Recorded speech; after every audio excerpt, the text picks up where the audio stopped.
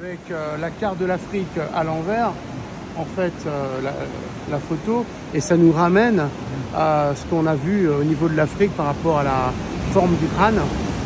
Et ça, c'est incroyable qu'on retrouve ça ici. Alors, si les deux piliers, si les grottes d'Hercule sont la naissance de l'humanité, là, on est incroyable. Là.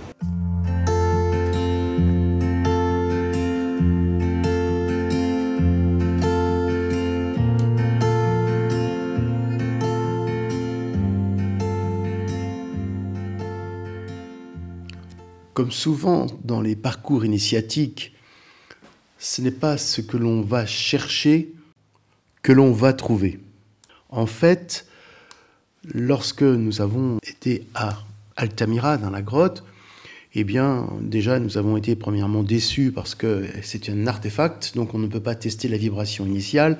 On s'est débrouillé, mais ce n'était pas vraiment ce que nous cherchions. Donc là, on est dans la grotte, l'artefact, donc la reproduction. Et évidemment, normalement, on n'est pas dans le lieu précis, donc on ne devrait pas avoir de réaction. Et pourtant, Nolwenn me dit avoir une réaction. Alors, ce qu'elle fait, c'est qu'elle se projette dans la grotte originelle et par onde de forme, un peu comme des radiesthésistes, on retrouve l'onde de forme dans cette nouvelle grotte qui va donc donner des informations au CVQ. Alors, on a une possibilité de pulsation, blocage, accélération, donc on reconnecte le CVQ aux formes originelles qui étaient, de notre avis, développées dans ces grottes. Ce qui se passe, c'est qu'on est sur une ligne de lait, donc on peut tester Stonehenge, on peut tester Karnak, on peut tester là où on va à Silla, et donc là on est sur ce point d'initiation et on essaie de voir quels étaient les messages de nos ancêtres. Voilà. Donc on a une possibilité de rentrer dans quelque chose de spécial. Alors on décode nous uniquement par pulsation-mouvement. On sait que ça va rentrer dans la fréquence des os et que ça va se développer et nous donner le lien avec les initiations primitives, primordiales, qui vont après se développer, se dérouler dans notre cerveau et donner des informations spéciales qui vont après apparaître dans notre chemin d'évolution. Nous avons également eu des informations qui correspondent au lien avec le mécanisme symbolique de l'Égypte, c'est-à-dire lorsque vous voyez les symboles peints, les symboles des aurochs, etc., peints sur la grotte, ce sont sur des protubérances. Ces protubérances, on les retrouve assez fréquemment dans les menhirs et cela est confondu avec ce que les archéologues parlent de saint, vous voyez, par rapport à l'énergie mère, à la déesse mère. En fait, ce sont des mécanismes symbolique de la pulsation. Donc ça, nous retrouvons ça dans la grotte d'Altamira, en dessous, et avec les aurochs peints. Ce qui veut dire que le message de nos anciens était de la pulsation est apparu le vivant. Et c'est ce que nous travaillons en thérapie vibratoire quantique, en médecine vibratoire quantique, système biotique, etc. Mais le plus extraordinaire a été cette gravure, cette peinture d'un artiste qui était dans le magasin. On a voulu acheter un souvenir. Et là, ça a vraiment été formidable. Ah, c'est Nolwenn. Voilà, moi, je l'avais flashé, mais elle avait vu au-dessus. Et moi, je n'avais pas fait attention. Donc, en fait, vous voyez, la représentation du crâne par rapport à l'Afrique. Ça, nous l'avions déjà remarqué à l'époque, quand je travaillais avec Rémi. Donc, dans les vidéos, on avait vu, ça ressemble à l'Afrique, puisqu'il y a d'autres mécanismes au niveau de la structure des continents qui peut s'adapter au système du squelette. Le crâne de l'Afrique nous ramène au crâne hominidé, c'est-à-dire notre crâne préhistorique qui a évolué par enroulement circulaire. Mais ce que cette représentation rajoute, c'est que le continent au-dessus, donc l'Europe avec l'Asie, l'Eurasie, l'extrême-orient, l'Orient, correspond au crâne supérieur. Et l'on voit bien dessiner l'enroulement, c'est-à-dire que quand on voit, nous, les cartes, elles sont à plat, et en fait, c'est rond, puisque la Terre est ronde, tout simplement, et que notre crâne est rond. Donc, regardez cette incroyable signification du mécanisme de la croûte terrestre qui influence ce qui est le reflet de notre crâne et de notre crâne en évolution. Quand on regarde la ligne de lait, eh bien, on est sur la partie postérieure de ce crâne. Et nous arrivons à la fin de la ligne de lait, au niveau du Maroc, donc là où nous avons visité Msoura, donc on le verra après, qui est donc le Maroc, la partie postérieure du crâne, donc la partie occipitale, et en astrobiotique, la partie solaire. Donc cela correspond avec les expériences que j'ai faites au niveau du Soleil qui ont donné le sang doré. Donc il faut essayer de comprendre, enfin c'est ce que je découvre en fait, petit à petit, que toute la Terre, toute la croûte terrestre est une immense représentation, on va dire holographique, du mécanisme du crâne enroulé. Alors pourquoi est-ce qu'il a fallu que la nature, que Dieu donne cette façon complexe d'enrouler notre crâne? Alors voilà, toute la question est là. Est-ce un peu comme les lignes de Nazca, un appel aux ultraterrestres, aux énergies supérieures qui vont s'incarner sur Terre et nous donner notre enroulement? Je pencherai plutôt pour cette hypothèse, parce que dans cet enroulement, nous retrouvons dans le crâne cet enroulement. Bon, c'est toute la technique ostéobiotique que vous connaissez, en tout cas que je vous invite à découvrir. Donc, lorsque nous avons, dans un premier temps, donc je reviens un petit peu en arrière, été en Espagne, dans la grotte d'Altamira, donc nous avons eu cette information par rapport à cette expression des anciens qui devaient savoir, qui devaient sentir qu'il y avait ce mécanisme d'enroulement et qu'il était progressif, et ce qui les amenait au crâne de l'homme moderne, celui que nous avons actuellement. Nous avons donc ensuite visité Msoura, donc à côté d'Assila, là où je suis, où il va se passer des choses, puisque le Maroc semble être privilégié pour cette alchimie entre le crâne hominidé, donc archéocrâne africain, et l'enroulement pour arriver au crâne, on appelle caucasien, donc à l'évolution supérieure que l'on trouve en Europe.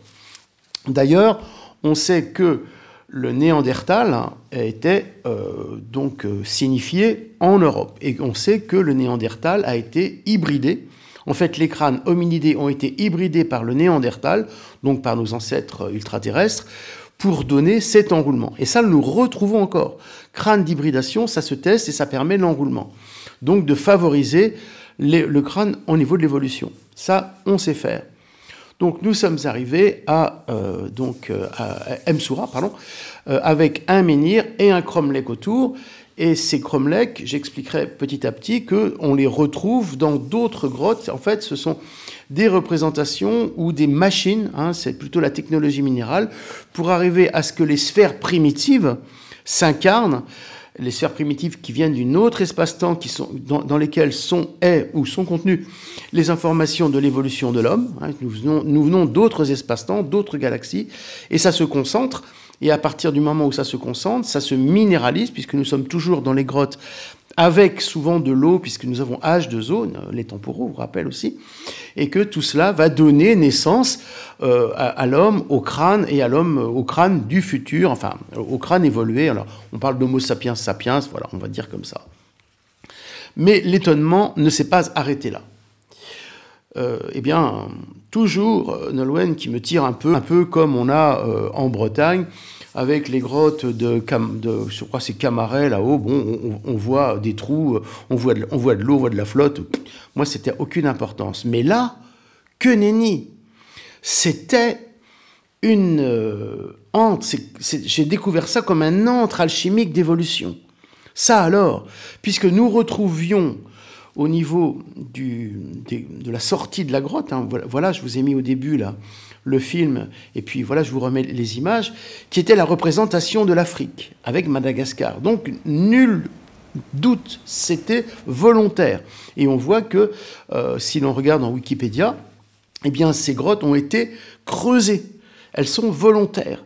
Donc, nous sommes, et on voit avec la mer, dans l'intermédiaire entre l'océan, qui cinglent avec les vagues qui rentrent et qui font des fréquences d'eau, vous voyez, qui tapent comme on tape en homéopathie, et à l'intérieur, des êtres humains, bon, moi je l'ai vécu comme ça, qui recevons des informations qui viennent de l'Atlantique et qui nous amènent à une évolution au niveau du crâne et au niveau du cerveau. Ensuite, on a des représentations gravées de soi-disant de coupelles et tout, mais ça nous ramène quand même plutôt à ce que l'on voit en Égypte, avec ce genre de manifestation un peu symbolique, un peu coupole, bon, qui nous montre qu'il y a une origine qui est sphérique, voilà, qui vient du minéral. Ce qui vient du minéral nous est également signifié en Égypte avec la tombe du Pachedou. Et pourquoi est-ce que j'insiste sur le minéral? Parce que nous sommes dans la technologie minérale, et que nos os sont du minéral, et que toute l'information est levée dans nos os. Si ce n'est pas en surface, c'est à l'intérieur, et à l'intérieur dans d'autres espaces-temps. C'est-à-dire que quand vous appuyez sur l'os, avec bien sûr le savoir-faire, vous arrivez à extraire ce qui n'est pas encore manifesté dans votre squelette, et que cela peut vous amener vers le futur.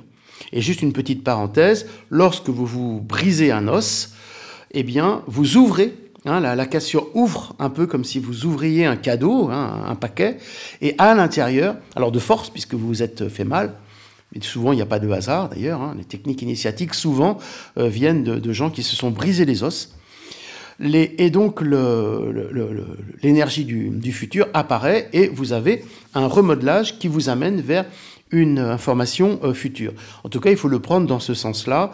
Moi, quand je me suis cassé les os, ça m'a aidé dans ce sens-là. Et les gens qui se cassent, bon, j'essaie de leur indiquer ce qui se passe. Mais l'étonnement ne s'est pas arrêté là. Et c'est pour ça que nous allons maintenant expliquer en pratique le Neptune et le Médusa et le mucus. Donc nous sommes dans la grotte au niveau de Neptune, au niveau de Hercule. Hercule nous ramène à la Terre. La Terre, vous l'avez derrière au niveau, enfin dans le symbole d'Hercule, en fait d'Atlas, qui tient la Terre. Vous avez quand même la sphère qui est derrière au niveau des cervicales. Et c'est là où, j'insiste, nous avons cette interférence, cette interface au niveau des cervicales, au niveau des mastoïdes. Vous vous rappelez, les mastoïdes, surtout ceux que l'on voit bien signifiés dans le menhir de Kerlouas et dans d'autres. Bon, on confond ça avec les seins, mais bon, c'est pas grave. Donc, voilà le mécanisme. Ce mécanisme sphérique s'incarne au niveau de la nuque. Pour ça, c'est très important de travailler sa nuque, Atlas. Donc, nous avons la vertèbre Atlas.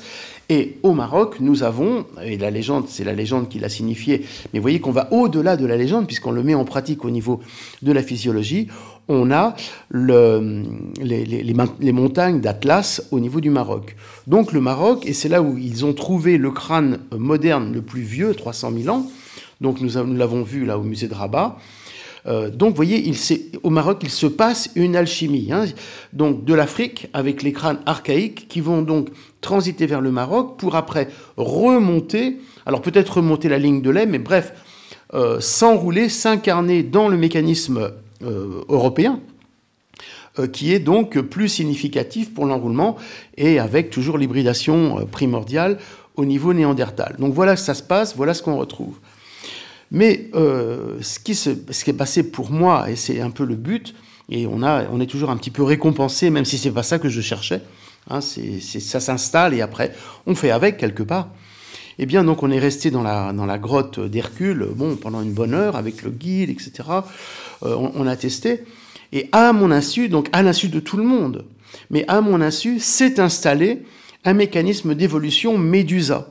Donc, Médusa, vous voyez, c'est la mer, c'est l'intermédiaire entre la pulsation, le crâne H2O, l'eau, le symbole de Poséidon, etc. Donc, ça s'est installé. Et contrairement à l'habitude où, normalement, quand je suis influencé par autre chose, eh bien, je me nettoie et en quelques instants, ça s'en va. Là, il a fallu des jours et des jours, bon, quelques jours, une semaine, on va dire, pour que le mécanisme de sphère Médusa, reçu dans cette grotte, puisse se dissoudre. C'est-à-dire que je retrouve un crâne, pulsation, mouvement, Médusa, aile d'oiseau, etc., normal. Et cela m'a amené, donc après, vous voyez, ces choses qui viennent d'autres espaces-temps, d'autres dimensions, s'installent et après ça vient en conscience. Et ça fait un peu le Eureka. Ça m'a amené à comprendre ou à percevoir le mécanisme du mucus médusa. J'ai expliqué dans la vidéo précédente, mais je peux le rappeler, que les méduses, donc l'animal méduse, a une possibilité de produire du mucus qui va permettre aux nanoparticules de s'amalgamer et à ce moment-là être plus facilement filtrables par rapport aux océans. Donc nous avons la même chose, nous avons le mucus de notre corps qui va pouvoir enrouler, amalgamer les déchets pour que les émonctoires puissent les filtrer. Ça, j'ai expliqué. Mais cela va encore plus loin, parce que le mucus, c'est l'intermédiaire entre, par exemple, l'intestin et l'extérieur. Donc c'est sur les cellules, on appelle épithéliales. Bon, c'est un grand mot, mais en gros, tout est tapissé de mucus. Et ce mucus est très important puisqu'il fait l'intermédiaire entre le soi et le non-soi. C'est-à-dire ce que vous pouvez digérer, ce que vous ne pouvez pas digérer. Dans les poumons, ce que vous pouvez respirer, pas respirer, etc. Donc le mucus est beaucoup plus important qu'on imagine. Si l'on regarde les recherches sur le mucus, elles sont difficiles parce que c'est on va dire un liquide, une substance extrêmement complexe.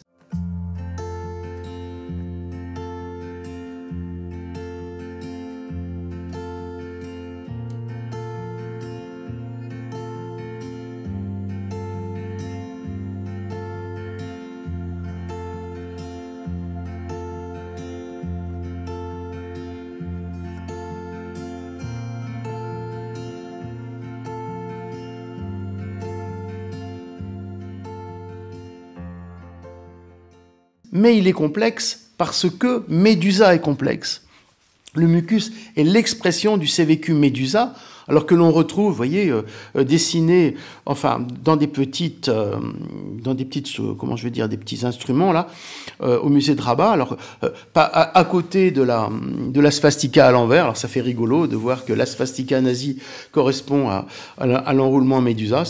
Mais en fait, ce sont des mouvements. Hein, tout ça, ce sont des mouvements. Donc, Médusa, le mouvement d'invagination. Et la swastika, les mouvements d'enroulement vers la droite et vers la gauche, donc l'évogire, dextrogire, qui correspondent bien sûr au système galactique. Alors, encore une digression, l'évogire, dextrogire nous ramène à la glycolyse, c'est-à-dire la possibilité de couper le carbone 6 en 2 fois 3. Hein, je fais court. Ça, c'est toujours le système donné par les microzymas. Ce système permet de couper un sucre avec un mauvais sucre et un bon sucre. Et les mucus sont constitués avec une grosse partie de sucre.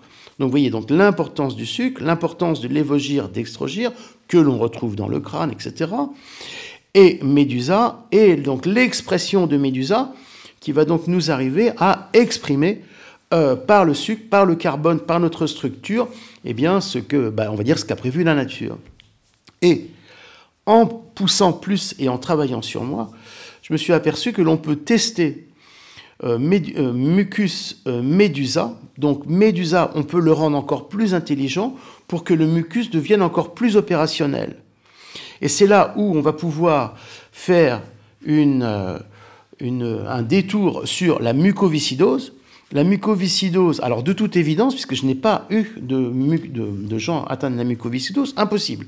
J'ai demandé, ceux qui travaillent dessus ne me répondent pas, mais ça paraît et de toute évidence être ça, c'est-à-dire une déficience de Médusa, je dis bien, hein, qui fait que le mucus, eh bien, plutôt que d'être souple, il reste stagnant, il reste lourd dans les poumons, et à ce moment-là, les poumons s'étouffent. Mais là où je vais donc être beaucoup plus sûr de moi, c'est que le mucus tapisse donc les intestins, et on sait que lorsque vous avez une maladie de Crohn, lorsque vous avez des intolérances alimentaires, notamment au gluten, ou peut-être au gluten, eh bien vous faites des maladies inflammatoires, donc rectocolite hémorragique, maladie de Crohn, etc. Et à l'époque, j'avais des bons résultats avec le sérum minéral quantique sur ces maladies-là. Mais je ne savais pas pourquoi. Moi, je pensais tout simplement... Enfin, pas pourquoi précisément. Je pensais que c'était tout simplement et en toute logique, de remettre le corps vibratoire quantique en route, alors système biotique, etc. Et puis que c'était normal que la santé s'améliore, puisque ça marchait à tous les, on va dire, pratiquement à tous les coups. Mais il manquait cette précision. Il manquait la précision qu'avec le SMQ, je réactivais Médusa dans son intelligence profonde, et à ce moment-là, il pouvait réactiver l'intelligence du mucus, ou la bonne production du mucus, ou la production du mucus qui, dans les cas de maladie recto-colite hémorragique, manque. Il n'y a pas assez de mucus qui tapisse. Et le système, après, donc, se rétablissait avec le traitement. Voilà. Également, là, j'ai vécu ça aussi avec Janine, et c'est ce qu'on appelle les biofilms. Les biofilms avec, au bout du bout, les candidats albicans. Donc je trouve que le nom de biofilm est très très mal utilisé, parce qu'on pense que bio c'est la vie et un biofilm c'est protecteur. Alors là, je demande à ce que ce nom soit changé. Non, c'est un mauvais biofilm. C'est-à-dire, les bactéries indésirables, bactéries et autres, ont la possibilité de s'incruster au niveau de l'épithélium et de faire une sorte de protection qui fait qu'à ce moment-là, vous avez une prolifération des bactéries, des champignons, et après, vous passez en candidose, comme le candida albicans et autres maladies complexes. À ce moment-là, vous ne digérez plus, puisque ça fait une barrière, donc ça nuit à la qualité de la digestion. Donc l'intestin qui fait passer les aliments dans le sang. Je vous rappelle les jonctions serrées, pour ceux qui connaissent. Donc tout ça est perturbé. Donc c'est mauvais. Biofilm, c'est pas un biofilm, c'est un cacafilm. Mais on retrouve le mécanisme du mucus déficient. Parce que si vous avez un mucus qui est déficient, eh oui, les bactéries et les champignons peuvent se coller sur votre... voilà, ils n'ont plus de barrière. Médusa, le CVQ Médusa ne contrôle plus rien. Et à ce moment-là, vous avez, les grosses perturbations jusqu'à la mort. Jusqu'à la mort par rapport notamment au candida albicans. Donc la nouveauté, et c'est, vous voyez, le but de ce parcours initiatique, le but complètement inattendu, j'imaginais même pas trouver ça, c'est de comprendre, et cette nouvelle tranche par rapport à la TVQ, cette nouvelle ouverture de l'intelligence du mucus. Je pense que je referai encore beaucoup de recherches là-dessus et de publications. L'intelligence du mucus qui est fondamentale pour la bonne santé. L'intelligence du mucus nous ramène aux origines de l'humanité, qui nous amène à l'Atlantide. Il y a eu probablement des implants ultra-terrestres, alors on appelle ça OANI, qui sont donc arrivés de l'espace, d'autres espaces, qui sont rentrés dans l'eau, qui ont dû se confronter, puisque les intelligences véhiculées par les comètes étaient avec de l'eau non salée. Ils ont dû faire un deal avec l'eau salée. Alors on retrouve à ce moment-là le quinton, donc le mécanisme de l'eau salée. On retrouve les réactions que l'on fait, nous, en TVQ, lorsque l'on travaille avec de l'eau pure, et qu'à ce moment-là, on retrouve nos origines qui viennent d'ailleurs, qui sont rentrées dans l'eau, qui ont peut-être émergé dans l'eau sous forme de sphères. On aura d'autres informations là-dessus plus tard. Ces sphères ont donné naissance à l'humain, qui a donc dû aller sur Terre, progressivement refaire ou s'enrouler avec le crâne des hominidés déjà existants, pour arriver après à faire l'Homo sapiens. Donc voilà ce qu'on retrouve en Afrique, au Maroc et sur les lignes de lait, pour arriver à remonter vers les lignes de lait, vers Karnak, vers l'Angleterre. Enfin, nos anciens nous ont laissé des traces comme ça. Voilà.